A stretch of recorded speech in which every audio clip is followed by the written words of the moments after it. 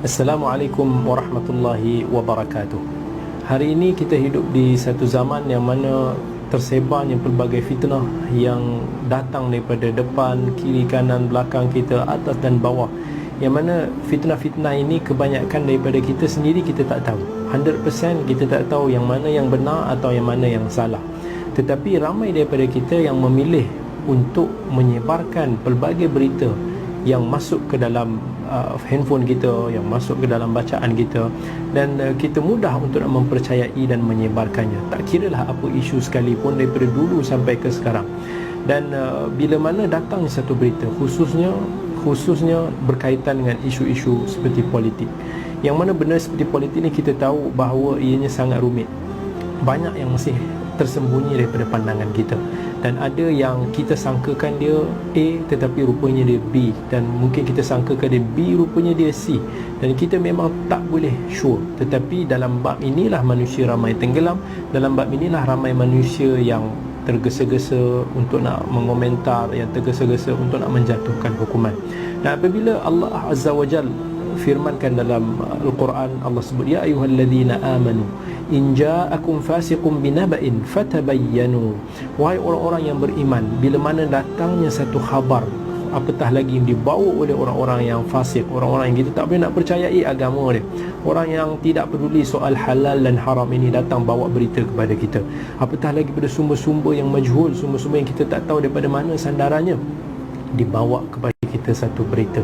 Tak kiralah sama ada orang tu secara individu ataupun kita daripada portal-portal akhbar yang kita tak yakin akan kethiqahannya, boleh percayaannya, dibawa kepada kita, dihidang kepada kita berita tersebut. Allah perintahkan kepada kita untuk nak kita selidik dulu betul-betul, pastikan sama ada berita itu benar ataupun tidak. Dalam ayat yang lain Allah sebut dalam Al-Quran surah An-Naml, qala sananzur asadaqta am kunta minal kadhibin. Kami akan tunggu dulu untuk nak melihat adakah kamu daripada golongan yang benar ataupun kamu sesungguhnya hanyalah seorang pendusta. Maka Allah suruh kita cek. Sebab apa Allah suruh kita cek? Sebab kemudian Allah kata fatusbihu ala ma fa'altum nadimin. Kerana dibimbangi dengan sikap tergesa-gesa kita menyebarkan benda tersebut akan menyebabkan kita menyesal. Sama ada kita menyesal tu disebabkan mungkin kita tersalah memberikan penilaian kita hukuman kita, apa yang kita dah sebarkan rupanya tidak sebagaimana yang disangka, maka kita akan menyesal kerana kesan dia. Mungkin kesan daripada penyebaran fitnah tersebut menyebabkan jadinya mudarat yang lebih besar, yang menyebabkan kita juga akan menyesal di kemudian hari. Sebab itulah Allah Azza wa Jalla sebut dalam surah An-Nur, pada golongan-golongan yang terlibat dalam fitnah Ummul Mukminin Aisyah radhiyallahu anha. Ketika mana Aisyah radhiyallahu anha difitnah, dituduh berlaku curang dengan Nabi sallallahu alaihi wasallam, segelintir daripada orang-orang yang beriman ini mereka terlibat dalam penyebaran kira kata berita tersebut. Bahkan orang yang paling hampir kerabat dengan keluarga Aisyah, yang rapat dengan ayah dia Abu Bakar As-Siddiq pun terlibat dalam fitnah tersebut.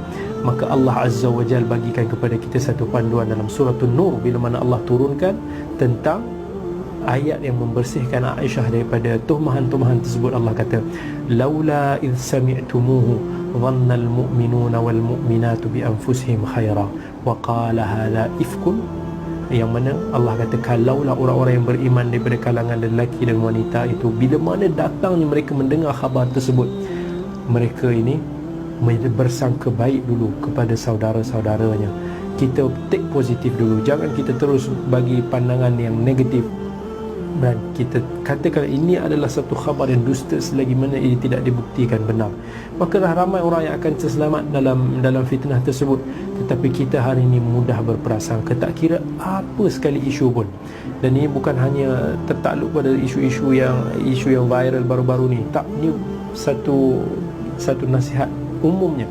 Hari-hari kita akan dihidangkan dengan pelbagai berita-berita yang tidak dapat kita pastikan kesahihannya.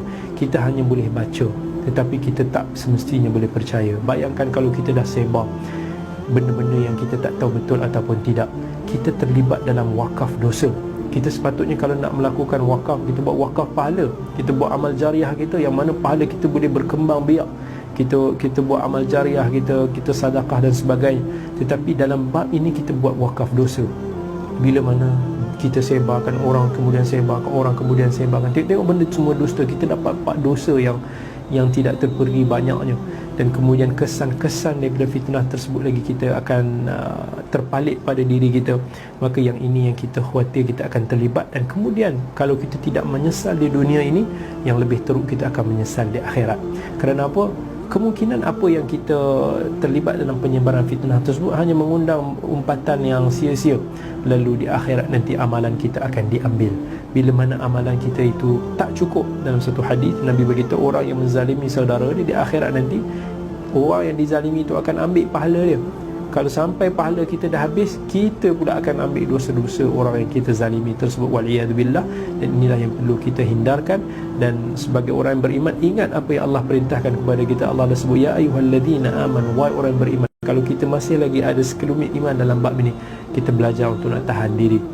Sebagaimana masa kita baru berpuasa, kita baru melepasi fasa Ramadan, yang mana kita belajar untuk nak menahan diri kita daripada makan minum, menahan diri kita daripada nafsu syahwat, menahan diri daripada berkata benda-benda yang tak elok, berkelakuan buruk. Maka teruskan lagi selepas Ramadan, kita belajar. Kalau tidak, apa gunanya kita melalui bulan puasa? Bulan puasa bukan hanya sekadar lapar dan dahaga, tetapi bulan puasa ialah melatih untuk nak kita menahan diri. Hold on.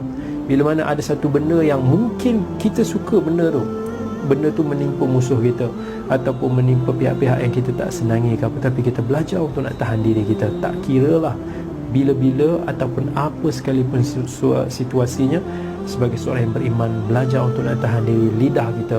Kita belajar untuk nak tahan diri kita, untuk nak kita berfikir, untuk nak kita nak teliti. Dan kemudiannya setelah itu, barulah setelah dipastikan oleh badan-badan autoriti, barulah mungkin berita tersebut mungkin boleh diketahui akan kebenarannya.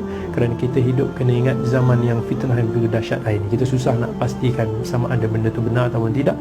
Maka menjaga lidah ini adalah rahsia untuk nak kita selamat. Nabi SAW beritahu bahawa siapa yang boleh menjamin dijaga dia punya antara dua celah bibir ni, insya-Allah Nabi kata, aku jamin tempat dia di syurga. Dan sebaliknya, kalau dalam hadis yang lain, innal abda la yatakallam bi kalimah, seorang hamba Allah itu kemungkinan akan bercakap dengan satu kalimah yang mana kalimah tersebut dimurkai oleh Allah Azza wa Jalla, la yulqilaha bala, yang mana dia tak peduli pun soal halal salah dan betul. Maka Allah akan dengan satu kalimah ni, Allah akan campak dia jauh daripada jauh jarak utara dan barat tersebut. Wal'iyadzubillah. Moga Allah pelihara kita semua. Assalamualaikum warahmatullahi wabarakatuh.